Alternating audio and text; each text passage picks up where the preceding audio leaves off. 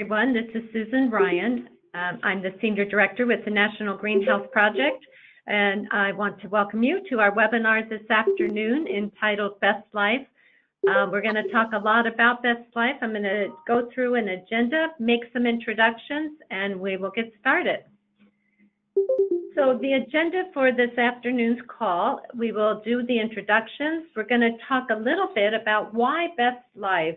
We have always felt that Greenhouse certainly offers incredible life for those living with dementia already.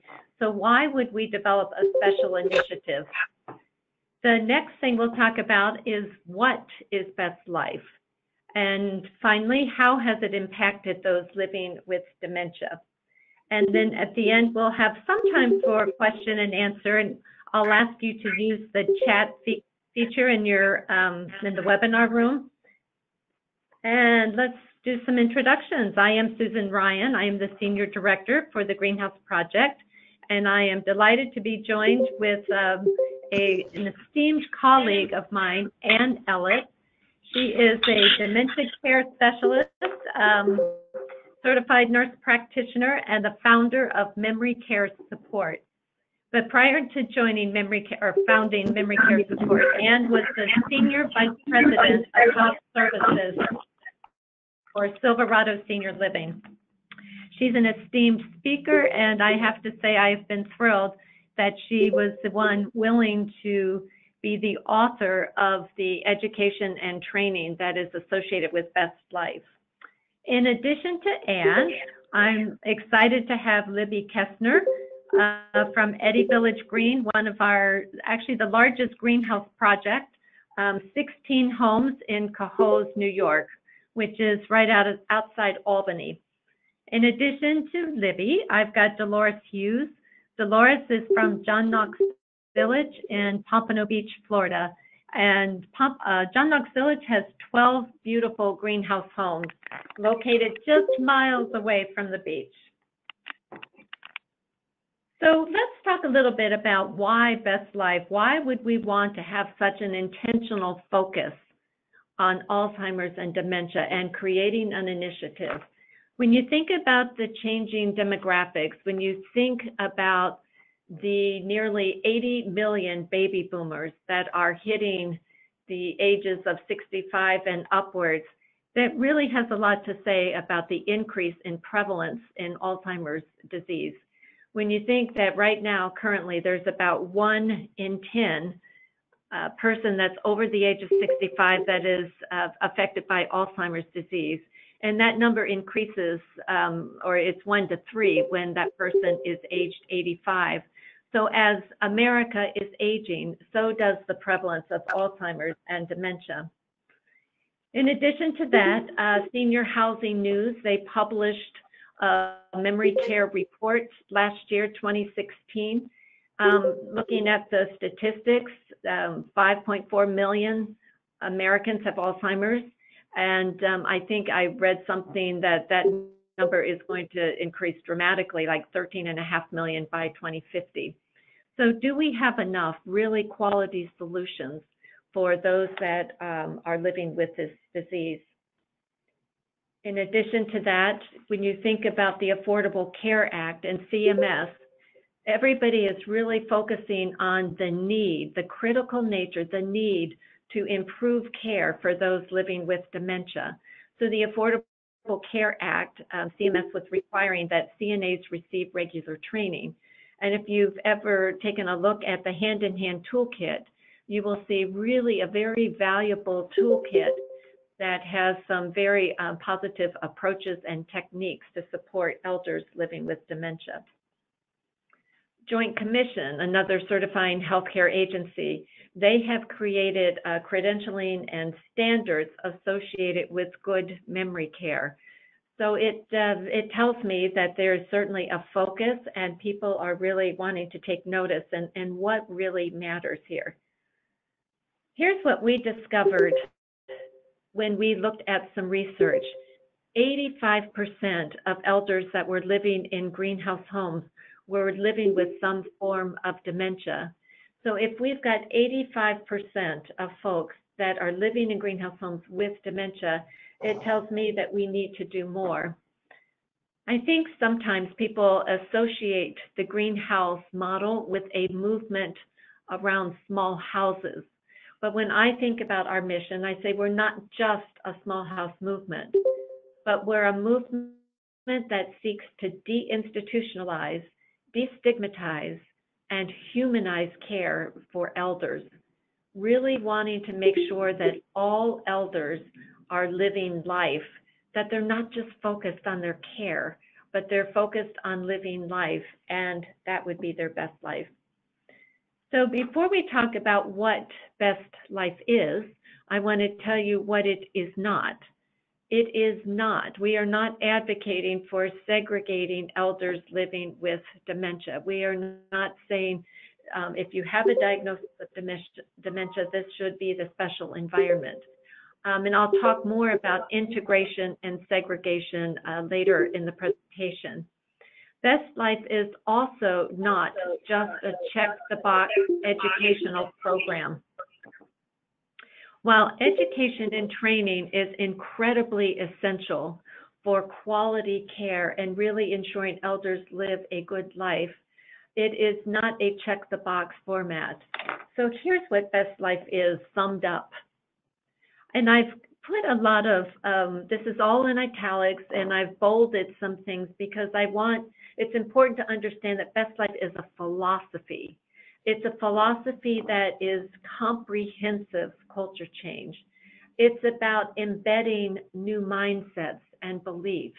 We can't show up with the old way of thinking and believing. So Best Life is a philosophy of comprehensive culture change that is bringing new mindsets and new beliefs so that all elders are seen as unique individuals in the driver's seat of their life, each with a unique history, preferences, and the ability to exercise choice.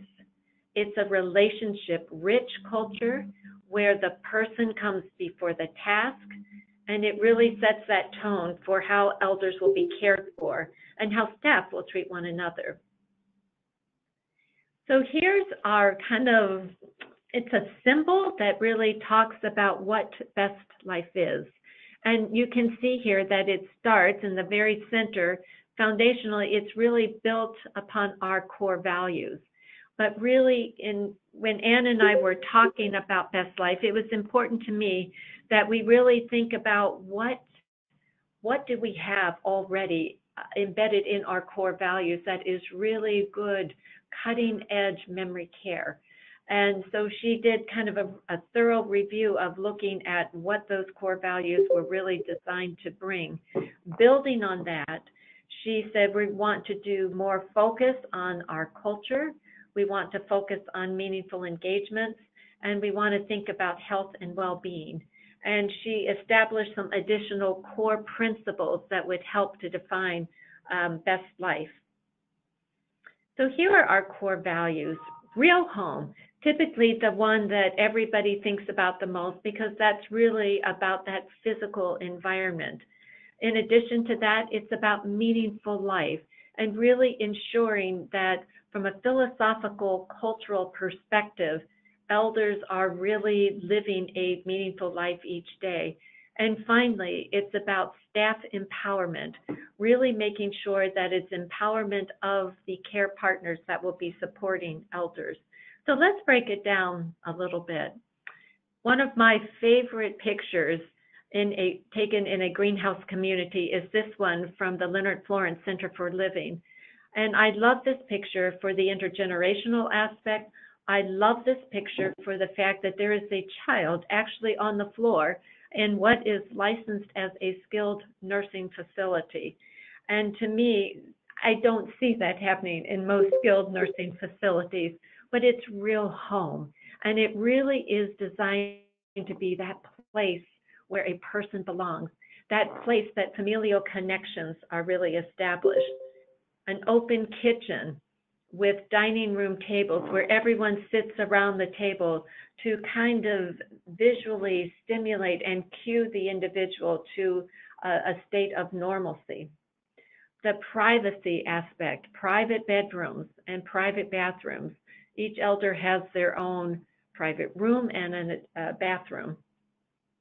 Access to outdoors. For me, home is a place where I can very quickly and easily have access to the outdoors, and that's the case for greenhouse homes. Meaningful life, it's all about relationships, those deep, knowing relationships. In order for a person to have a meaningful life and a meaningful day, it is critically important that elders are deeply known by their care partners. In Greenhouse Home, we call it relationship rich, elder directed living. And I think there's such an incredible and wonderful emphasis on person centered care. And I love that, but there's something so different when you think about words matter and think about relationship rich, elder directed living, where an elder directing his or her life is they're much more, they're defined beyond their care needs, but really about the life that they want to live. And it all comes about because of deep knowing relationships. Empowered staff. Empowered staff happens where leadership is really equipping the staff to be empowered, where they are really creating those conditions for empowerment. And that looks a little bit like this. It really puts the elder at the center of the organizational chart. And then it is redefining all the roles and the responsibilities of everybody who's going to work in that home. We're talking about consistency in assignments and consistency among the care team or that self-managed work team of direct care staff called Shabazim in the greenhouse home. They are there consistently working in teams to deeply know who each elder is as an individual. But they don't work alone. They work in collaboration with a clinical support team, in collaborative care partnerships, really engaging in a participative decision-making manner, really identifying problems, analyzing, and working together to find solutions that really then honor the elder and really equip the care team to bring meaningful life to the elder. So living the values is how you achieve an incredible amount of success in a greenhouse home. But going forward, let's go to that next layer, the core components. And the core components are really kind of, I call them the building blocks for success. And as we've said, education and training is vital. It is so important to equipping for success. So we start with, Anne is our dementia care specialist, and she goes on site to deliver 3 days of education to leadership and to the core team. And there's a day on culture, there's a day on meaningful engagement, and there's a day on health and well-being. The fourth day is a 1-day intensive. It's pulling nurses and clinical support team members together to really equip them to be effective leaders and care partners in this regard. And then finally, there's train the trainer support. We want this to be an educational initiative that goes beyond what Anne's presence will do, so that the education can go to more and more care partners, so that everyone within the organization can receive the Best Life education and training. So this is, Best Life is set up in a train the trainer format. Here's another educational construct. As I mentioned earlier, it's a philosophy of comprehensive culture change that is embedding new mindsets and beliefs. So everything within the Best Life education is really looking at what are the traditional beliefs that we've held about elders living with dementia. And then how do we kind of reframe, reshape, and develop a new belief and new mindsets, so that then we can look at the behaviors that we would expect to see. And what do we need to do to then reinforce those new behaviors because of a changed belief and different mindsets? And then what is vitally important, we can have different beliefs and we can identify those new behaviors we want to see. At 2 o'clock. But if we don't create the underlying systems and infrastructure to support new behaviors and new belief systems, we will fail. So it really is this theoretical construct that is a part of all the education so that we will be able to ensure that there is success in going forward. So let's take a look at culture. Since there is no cure currently for Alzheimer's and dementia, the only thing we have is culture. So when you think about culture, and I hope after this call you'll talk to your care teams about this, think about what does culture mean to you? There is so much about culture that that word embodies, and I would invite you, and in the education, this is exactly what is done here. So here are some of the principles for the best life culture, and these are things that are unpacked in the day that, actually in each of the days of education, and we'll work with these care teams to really unpack each of these principles in best life. So take a look here. I'm going to flash some images on your screen, and when you take a look at these images, I want a picture's worth 1,000 words. So what is this image? What does it conjure to you as you take a look at these folks? Most people will probably notice these are the young and the beautiful and famous, wealthy. And then let's take a look at the next slide, and here's some others. What do you see here? Once again, I think I'm seeing young, I'm seeing powerful, I'm seeing strong, I'm seeing athletic. So what does that have to do with anything? Well, let's look at these images. And what do you see here? I see vulnerable, I see weak, I see compromised, I see ill. And then look here, this is a picture. If you Google pictures of residents in nursing homes, you might find something like this. This is what people oftentimes are associating a nursing home culture. We've got a lot of work to do with regards to changing our culture and comprehensively changing it. So here's the point of all those images. Our society ascribes value to individuals that have those certain characteristics, that they have stuff, that they have beauty, that they have youth, that they have intellect, and people that don't have those characteristics. And as we get older, in spite of boomers who are defying ageism and are really trying to say that there is an anti-aging movement out there, our society says no. At some point, as we are aging, as we lose some of those things, we are devalued and we are marginalized. Oftentimes we are segregated because we are perceived as less than. So Wolf Wolfensberger, if you don't know him, was somebody that pioneered some incredible work in the area of normalization.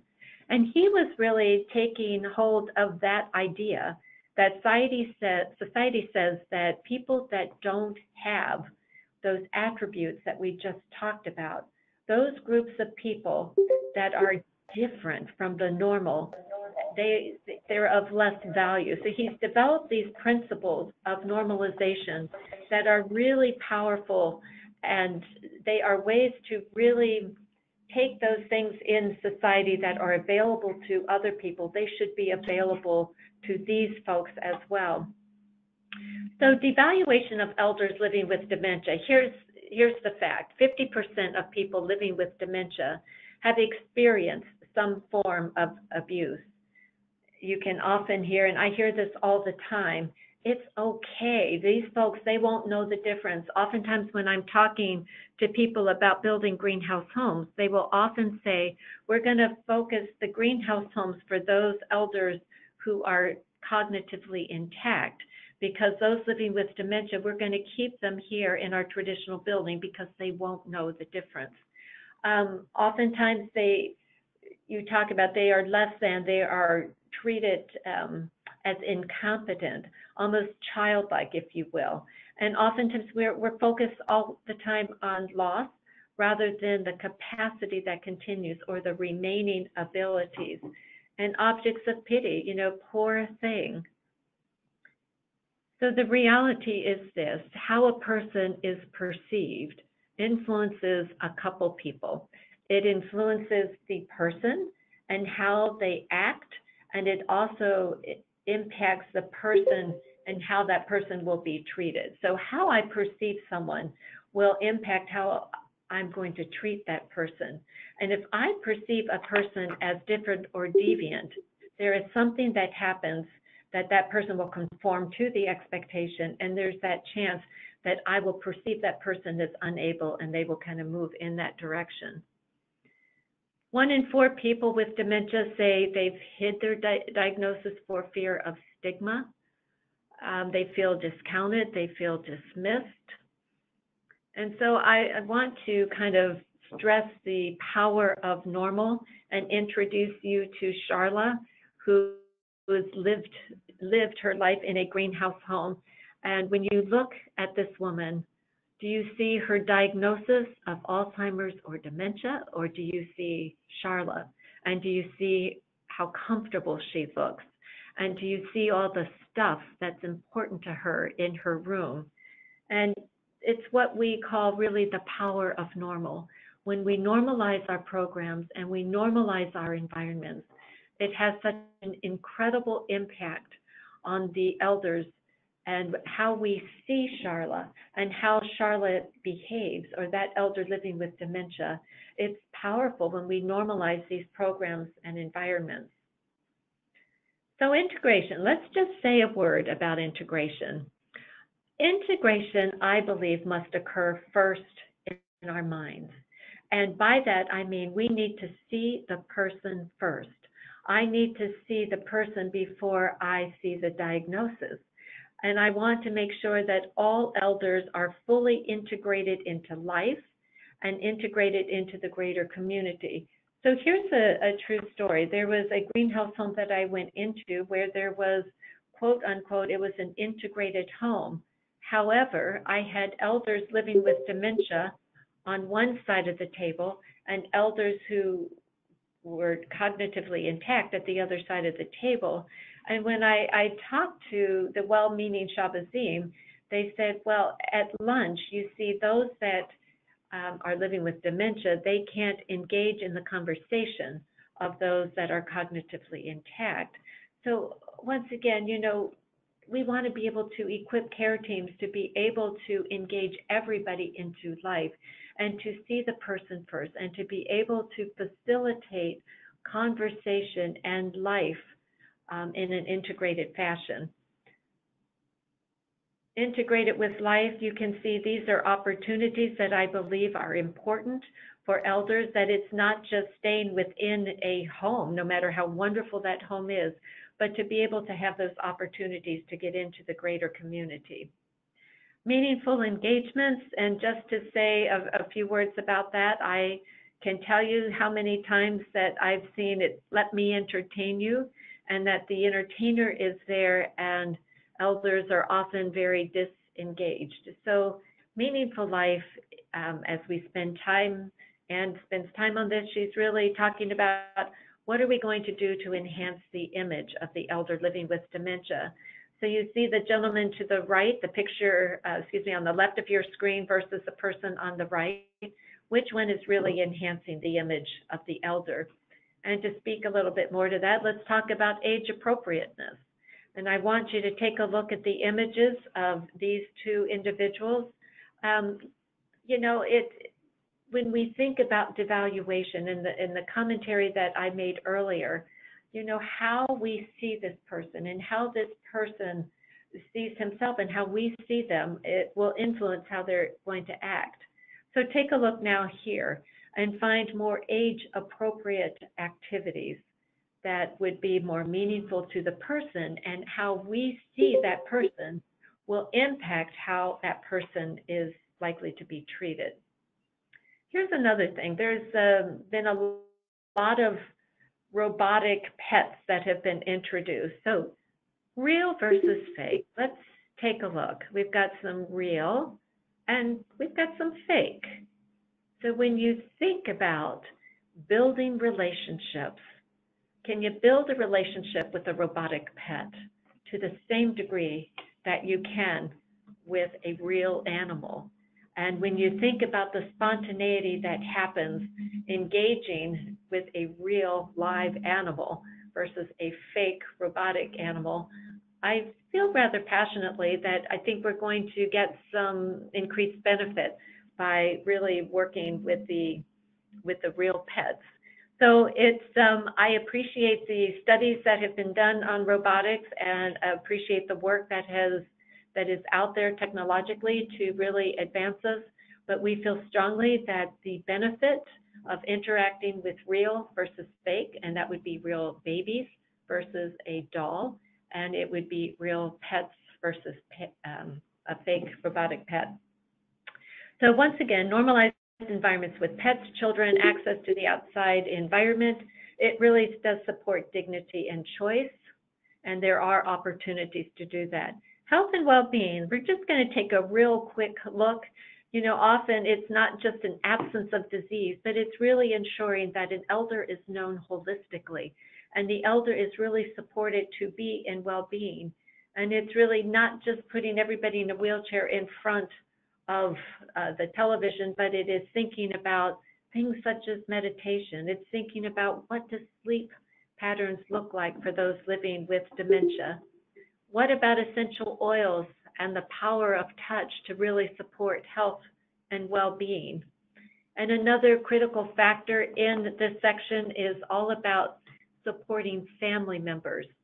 And family members are often that piece of the puzzle when we think about really forming partnerships and really wanting to support the elder. The family is an integral piece of that.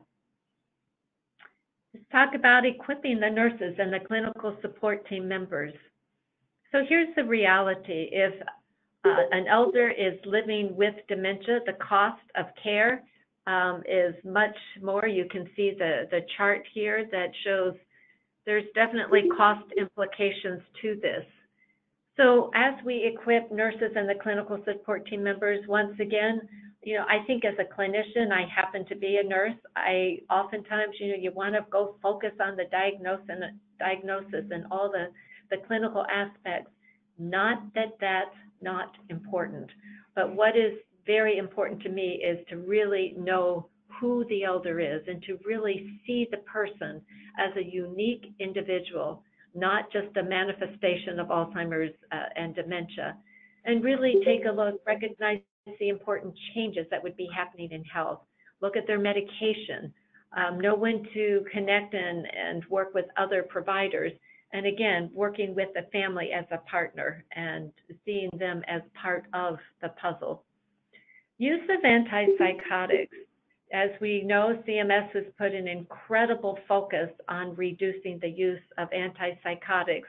I'm not going to spend time talking about it, but how important it is, and working with clinicians to think about the usage of antipsychotics and what we might be able to do to find alternatives to that first resort, oftentimes, to find the med. The other thing is polypharmacy. Things that I know Anne feels strongly about, and I share her concern, and really thinking about what we can do to take a look at what medications are absolutely essential and where is polypharmacy occurring, and what might we do to really improve the health and well-being of an elder by taking a look at their medications. So that's kind of a very quick run through of the educational piece that's associated with the Best Life initiative. In addition to that, it's not enough to be one and done and check the box, we've educated people now. It really is that ongoing support with the dementia care specialist. And so there's monthly support via calls and webinars. We really are focused on those that are involved in the Best Life initiative, supporting them with educational webinars. What are we learning about the latest and the greatest with regards to Alzheimer's and dementia? And how do we support peer-to-peer connections so that we support one another to be able to find those solutions and to really encourage one another to kind of build, really bring a better life and the best life to elders living with dementia. Another thing that we feel strongly about, once again, it's important to really monitor our progress. How will we know we're successful? And so we want to be able to sustain this comprehensive culture change known as Best Life. The Greenhouse Project has a model fidelity tool that was introduced a few years to monitor model fidelity. It's called its MERIT, the Model Enrichment Resource and Integrity Tool. And we have developed metrics for Best Life so that we can really make sure that we are monitoring and managing our success with regards to that. So I've talked a lot and hopefully tried to give you an idea of kind of the foundational pieces to Best Life, but we've had several organizations now that have received education and that initial piece. And so I've invited Anne and Libby and from the Eddie and Cohoes and Dolores from John Knox Village to share some of their experiences. So Anne, I'm going to turn it over to you. And first of all, if there's anything you want to add to what I've said, to feel free to do that. And then Libby, you're going to be first up, and Anne will facilitate that conversation with you, Libby. Oh, thank you, Susan, and hello, everyone. So happy to have you here. Thanks for the great introduction, Susan, of the Best Life program. And I think the slide that you showed that highlighted beliefs, behaviors, and systems to me is really key. A big part of the Best Life training is making us more aware, more sensitive of our own beliefs and behaviors and how they might be limiting what is offered to the elder.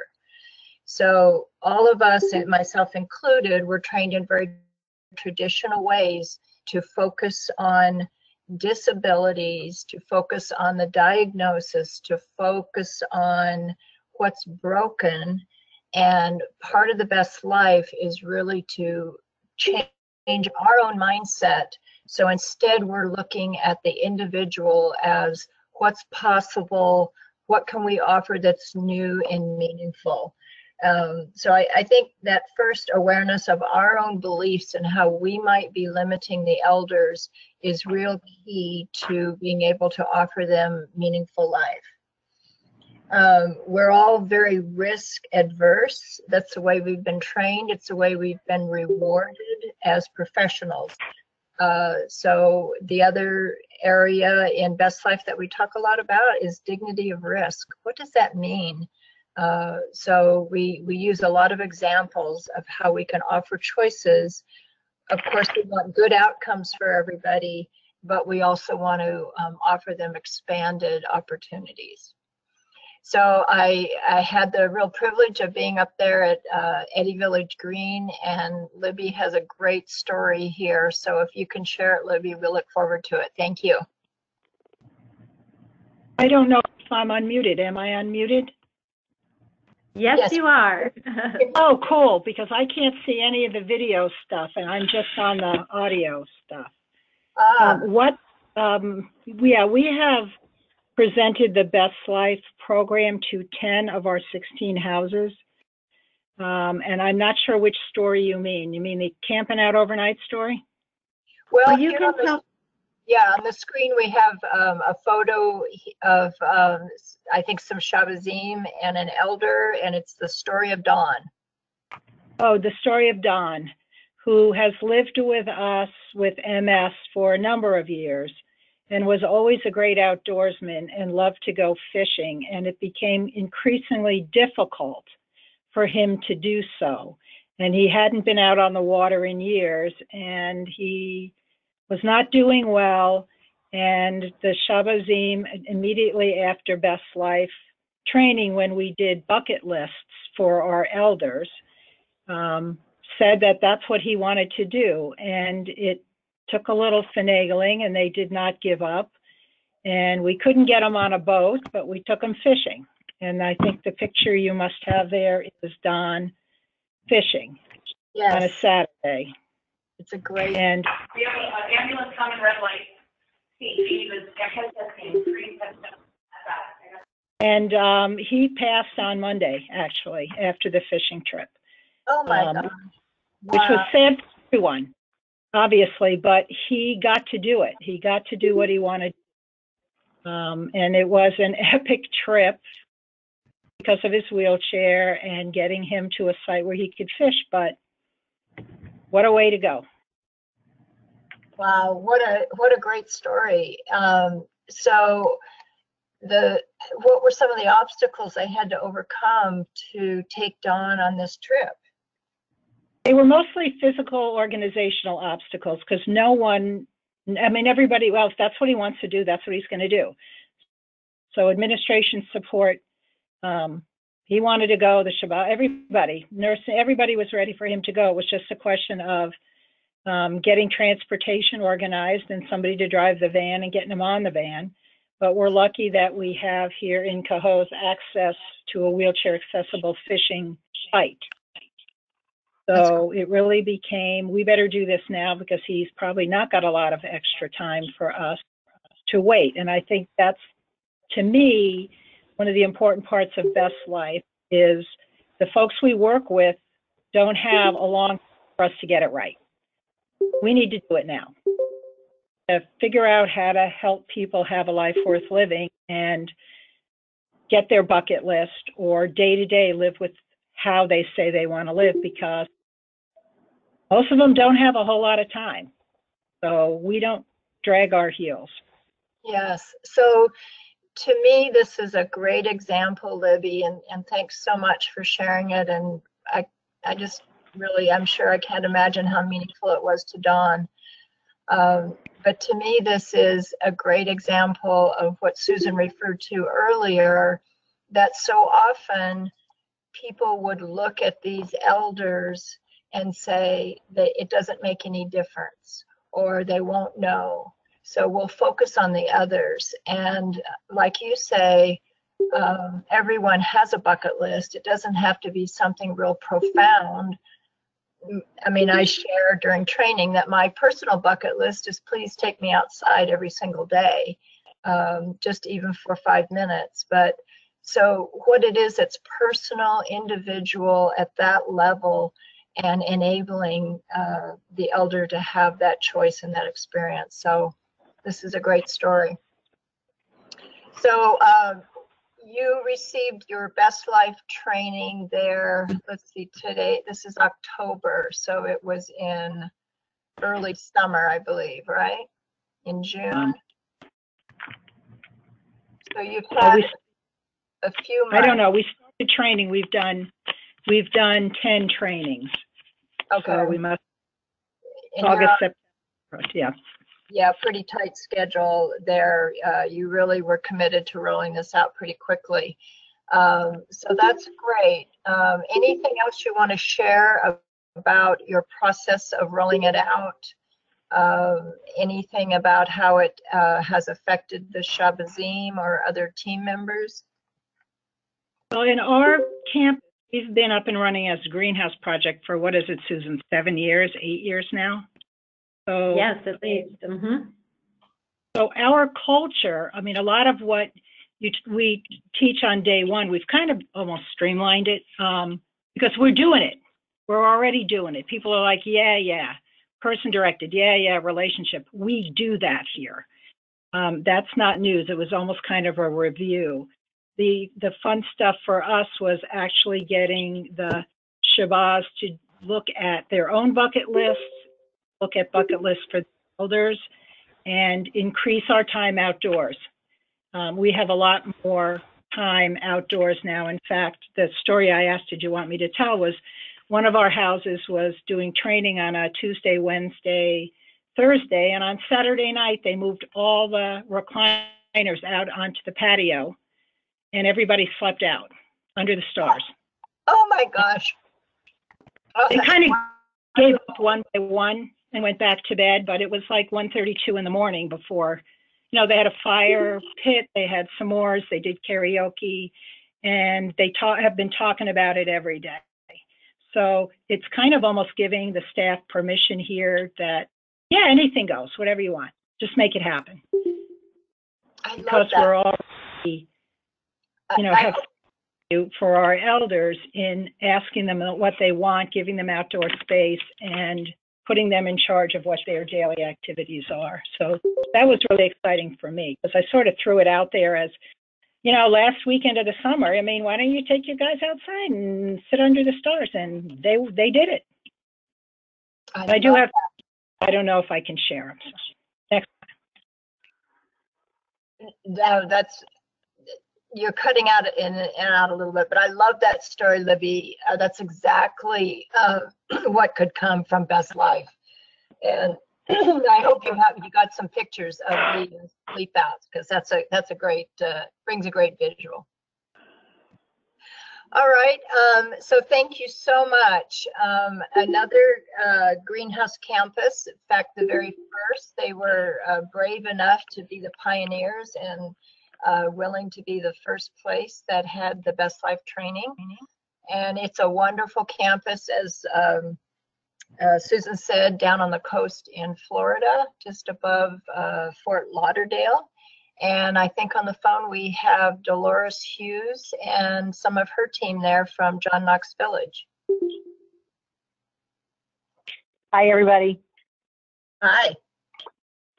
We actually had the opposite audiovisual problem as Libby. We could hear all of you. We could hear you and see you.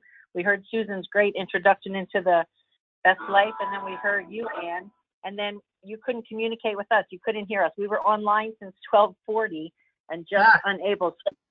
What we've done now is going onto my cell phone. So we have no visual, but we have Holly and Natalie and Emmy here from the wellness team to share with you our journey for Best Life, if that's okay. Oh, thank you all for your diligence. So sorry for the visual problems. So here on the screen, we have your first slide, and it shows, I think, some women doing some crafts, and then another photo of some people arranging flowers. Yes, through the wellness team, some of the scheduled activities and engagements that were held were also brought over to the Woodlands as well. And I'll let Emmy or Holly speak to the crafting that you have as the visual. Yeah. What's really neat about the Craft Club is that it was initiated by one of our independent living residents. So it is completely resident run. And recently, in her absence, one of the Shabazz took it over and has been leading it with our elders. So that has just been fabulous to just, I just come and support, but it is really run by the Shabazim. So that's been very exciting. And they enjoy, a variety of crafts depending on the interest of the elders for, a variety of abilities. Great. Great. So I love that it was initiated by the elders. And have they experienced a variety and different types of crafts that they can interact with, engage with? They have. They have everything from knitting and crocheting to adult coloring. Presently, they're decorating frames so that they can put a family picture in this frame for their rooms. So yes, it's been a nice variety. Great. Mm-hmm. Are there any specific elders or impact that you feel that Best Life has had on any of the team members or any specific elders? Well, I think a variety of elders do show great interest in. We have flower classes, we have kids coming to visit them, and we have pictures of them playing chess with the kids, eating with the kids. playing piano. I love that. Several, playing active games, ring toss. And they love just having the kids come over. They open up a lot. They interact with the kids. When we have flower classes, they also come down. They love doing the flowers. They participate a lot. And that really is something that we see has an impact, and not just one, but just a variety of residents. We also have a resident here from Independent Living that comes and teaches Tai Chi. Oh, great. And that has had a great result as well with all of our elders, not only here, but also over in Village Glen. You see the residents over there lifting their hands and moving along as long as he's instructing the class, moving with the music. I mean, this Best Life is just all over. It's really, we're seeing the differences on all of our residents. Well, I appreciate you sharing that, because I think some of those examples that you talked about really hit about not isolating elders living with dementia, but that not only are they getting out to experience things in the larger community, but that the larger community is also flowing in. So the door is not locked, and they're not behind this locked door and not interacting in normal ways with other generations, with people who live down the street. So that those are nice examples of that. Mm-hmm. Along with the integration, we're also seeing elder support, which is really wonderful. At bingo in particular, I'm thinking of two of our elders. One is functioning at a higher cognitive level, and she sits next to her friend with dementia and supports her and is just a wonderful friend to her. So we see examples of that all the time. Nice. It's really neat. Very nice. So I think just very briefly, could you take a couple minutes and talk about John Knox Village's approach to rolling out Best Life? Because I think you've done that in somewhat of a unique way, which is very interesting. Okay, so this is Dolores back again. We first like 4 different components to our journey at the Woodlands. We looked at the education, we looked at implementation of Best Life, how we were going to evaluate this initiative, and then what we would do to review or revise it. So in the education, we took some time to choose some instructors, educated the staff very timely after the initial education, and then had some challenges, of course, to provide backfill for our staff and making sure to see how it would fit financially into our organization. Then when we implemented it, we have 8 long-term care homes. We decided not to do the short-term rehab homes and to take half of our long-term homes at once, just as the pilot. And that blended opportunities for engagement with us, with our already established wellness staff that has a huge program of scheduled activities. Then we communicated with the guides and the staff of the home, and we saw that there was already a great variety of meaningful life happening. It was just so natural. It was really just like a real home. So that made us see how it fits so well into the core values of the greenhouse itself.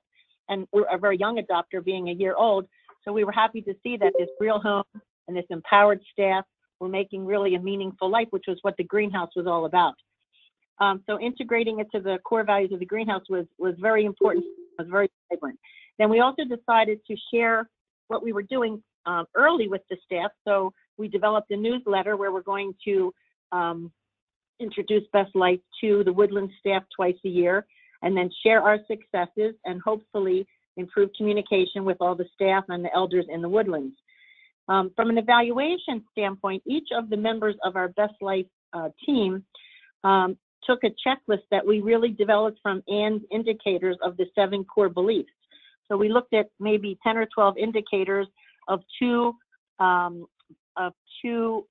principles of the memory care culture at a time. We looked at power of normal, and we looked at retained abilities. And we used Ann's indicators to once a week go through the home and see if we actually saw those indicators. And we saw not really much to our surprise, but we had all positive findings. There was a high level of participation by the elders in each of the homes and a high level of participation with the staff, of course, specifically the Shabazim. Family and friends were visiting. We have birthday celebrations. We had homes blending on the same floor, sharing activities or sharing engagements on the same floor, like bingo or just a get together at a table. So it really mimicked or really demonstrated the core values of the greenhouse very vividly. And then we looked at what would we do for a review or revision. So we had Irma and Akka both pay us a visit. So we got interrupted on our next two indicators, but we do have them spelled out for us with integration to the larger community and age-appropriate interactions. And we're going to do the same thing using Ann's indicators to evaluate those two processes as well. And then hopefully we're going to decrease some of our wheelchair use. We have a lot of activity with a lot of our elders, and we noticed that there's an opportunity for us to see so many people in the wheelchairs that can actually come out of those chairs. I will say we have done a good job at doing that during mealtime. Most of the elders transfer to the regular chairs during mealtime. And I think we just don't think about it enough when we're having an engagement or some meaningful life or an activity. Once they're transported, we don't take that second step to think how they could really get out of the chair. That's a challenge for us. And then hopefully we're going to break that habit and open our evaluation to the next 4 homes, and then look at our considerations to see where we can go from there. That's great. Yeah, you guys have been very dedicated, and in the middle of all that, you had a small problem like a hurricane. So, yeah, yes, true. Thank God we came out, much better than some of the rest of the United States. So we were blessed that way for sure. Wow, that is a blessing. So, Susan, do you want to? Are there any questions or any review you want to take from there? Well, thank you, Anne, and thank you, Libby and Dolores and your team there at John Knox Village. I appreciate your sharing your stories, and there have been pictures that unfortunately John Knox Village couldn't see, but thank you for sending some of those pictures as well. The men's group, really delighted to know that the Best Life is making a difference. So with that, I think what's important, I always like to give opportunity for questions. If you have a question though, because your lines are muted, I would suggest that you put them in the chat box so that one of us can answer those questions if you have them. Looking for design information for dementia, for example, color patterns and wayfinding techniques. Anne, do you want to speak to that?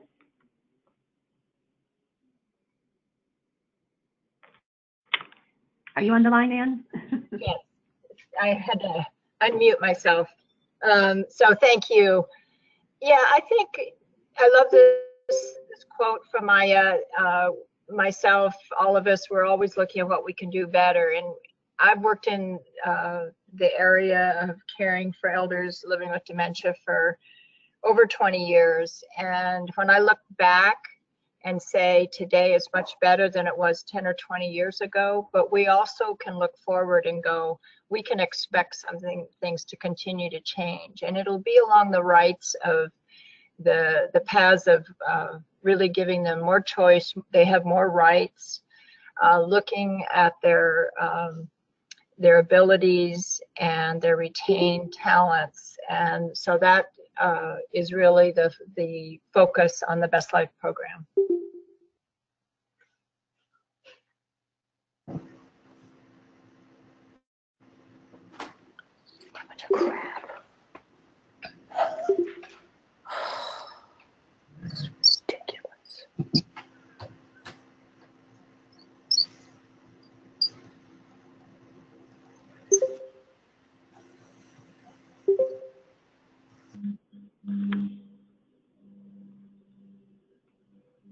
Anne, are you there? Oh, yeah, I did. Yes, I am there. And that was just my final comment, Susan. Okay. All right. There was a question about design. Did you answer that question? We got disconnected, unfortunately. About the Design? wayfinding design. That's a very complex question. There's a lot of design research going into that.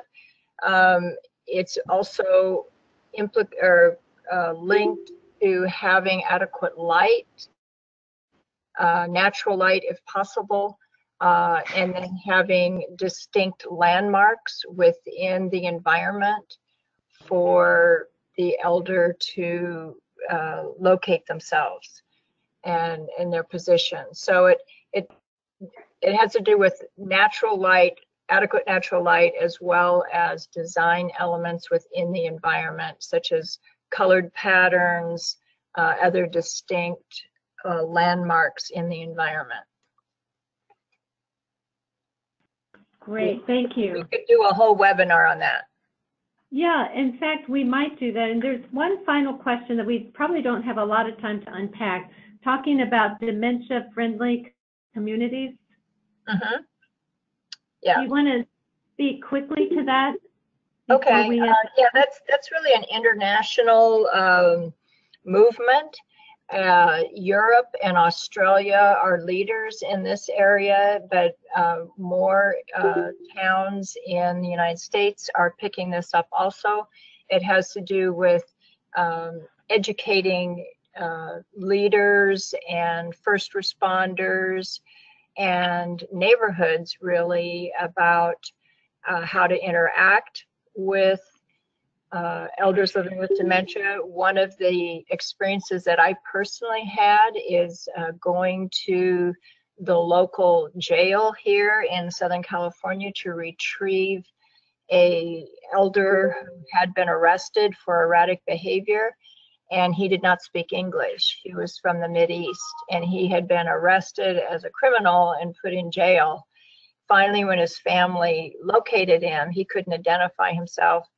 And so that started the campaign locally where I live, is that, my goodness, some of these elders are actually being mistaken as lawbreakers and being put in jail. So it starts with educating the leaders, the law enforcement, and then into neighborhoods. So banks, shop clerks, restaurant workers, and first responders are thinking in those terms rather than thinking that this might be a person on drugs or a person who's a criminal.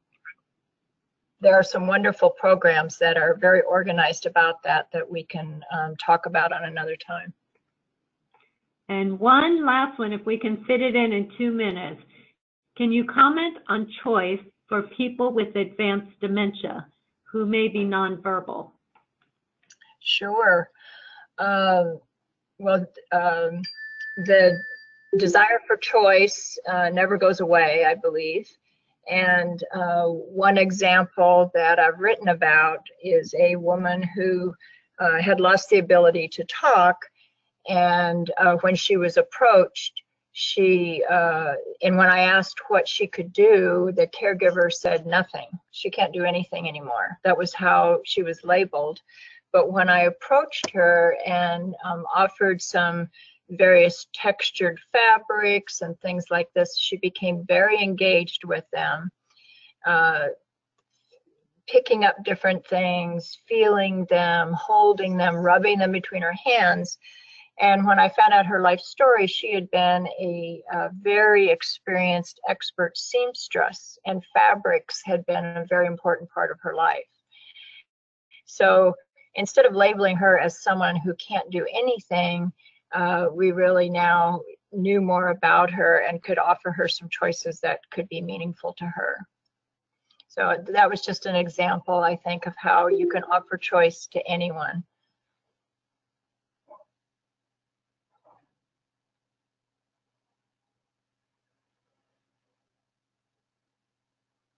I'm not sure if Susan is still there or has been disconnected, but I'm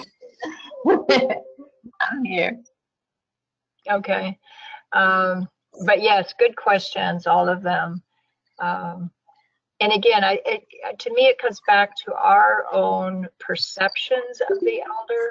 What are we limiting them with by our perceptions of this person unable to do anything anymore, rather than saying, what are they capable of? Awesome. Well, that was a wonderful wrap up. And thank you everybody for joining our call today. There will be a link that will be sent out to you with the PowerPoint presentation today. And if you've got additional questions, feel free to respond to the email that will be sent to you, because we'd love to continue the dialogue. But thanks once again for joining our call today. Thank you, Susan. Thanks, Dan.